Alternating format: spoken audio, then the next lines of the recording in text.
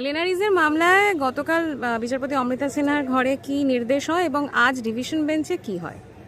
দেখুন, গ্লেনারিজের মামলায় জাস্টিস অমৃতা সিনহা একটা অর্ডার পাস করেছিলেন, যেখানে উনি উল্লেখ করেছেন যে যে ধরনের ইরেগুলারিটির কথা এই সাসপেনশন অর্ডারে উল্লেখ করা আছে, সেই ইরেগুলারিটিসগুলো কিউরেবল।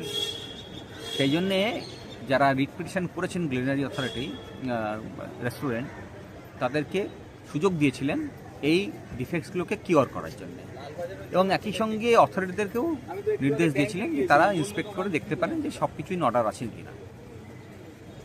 আমরা আমাদের এফিডেভিট ফাইল করে জানিয়েছি যে এভরিথিং ইজ ইন অর্ডার। সমস্ত যা ইরেগুলারিটিস ছিল সেগুলো সব কিওর করা হয়ে গেছে। আমরা বলেছি যে এই অর্ডারটা পাস করা হয়েছে মেকানিক্যালি, যেহেতু দার্জিলিংয়ের উন্নয়নের জন্য জিটিএ কিছুই করে না, যেহেতু দার্জিলিংয়ের মানুষের উন্নয়নের জন্য রাজ্য সরকার কিছুই করে না, এই যে লোকটি যে এই গ্লেনারিজের প্রপারেটর, সে যেহেতু দার্জিলিংয়ের মানুষের সহায়তা করছে, ওখানকার জলের ব্যবস্থা করছে, ওখানকার ব্রিজের ব্যবস্থা করতে সাহায্য করছেন মানুষের দাবিতে, তো একটা প্রতিহিংসা পরায়ণ হয়ে এই ধরনের মেকানিক্যালি এই ধরনের অর্ডার পাস করা হয়েছে। তো তার বিরুদ্ধে মামলা করা হয়েছে। এই যে অর্ডার কিওর করার জন্য, ডিফেক্ট কিওর করার জন্য দিয়েছিলেন, সেই অর্ডার চ্যালেঞ্জ করে প্রতিহিংসার পর্যায়টা কেমন বোঝানোর জন্য বলছি যে তারা অ্যাপিল করে। কোনো নির্দেশই সেই অর্থে দেননি, কোনো ডিসিশন নেননি, তারপরও অ্যাপিল করে। অ্যাপিল কোর্ট সেই জন্য অবজার্ভ করেন যে দিস অর্ডার ইজ নট অ্যাপিলেবল এবং ডিসমিস করে দেন অ্যাপিলটাকে। আজকে সিঙ্গেল বেঞ্চ মামলাটা আবার শুনানি করে এবং যে বারকে যে সাসপেন্ড করার যে নির্দেশ অথরিটি দেয়, সেটাকে কেপ্ট ইন অ্যাবেন্স করে 12 তারিখ পর্যন্ত মামলার পুনরায় শুনানি হবে। এফিডেভিট এক্সচেঞ্জ করার পরে অথরিটিকে হলফনামা জমা দেওয়ার নির্দেশ দিয়েছে। তারা হলফনামা জমা দিলে মামলা আবার পুনরায় শুনানি। হলফনামার মধ্যে তাদেরকে কি জানাতে হবে?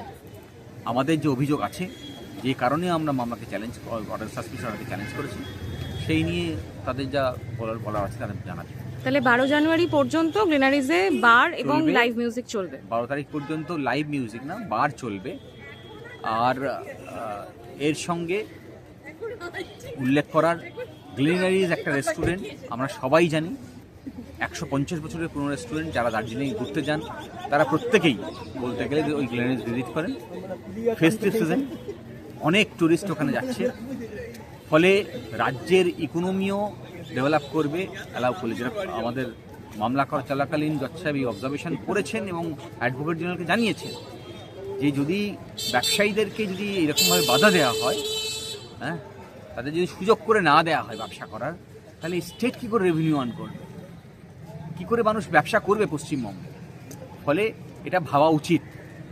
তো যাই হোক, সেটা রাজ্য সরকার ভাববে কি ভাববে না বোঝা মুশকিল আছে, হ্যাঁ, কিন্তু যারা ভিজিটার, যারা ওখানে ট্যুরিস্ট গেছেন, তাদের জন্য সুযোগ এসছে আবার একবার এই ফেস্টিভ সিজনে গ্লেনারিজকে এনজয় করা, তারা সেটা করতে পারে। গ্লেনারিজ আবার তার পুরনো ছন্দে।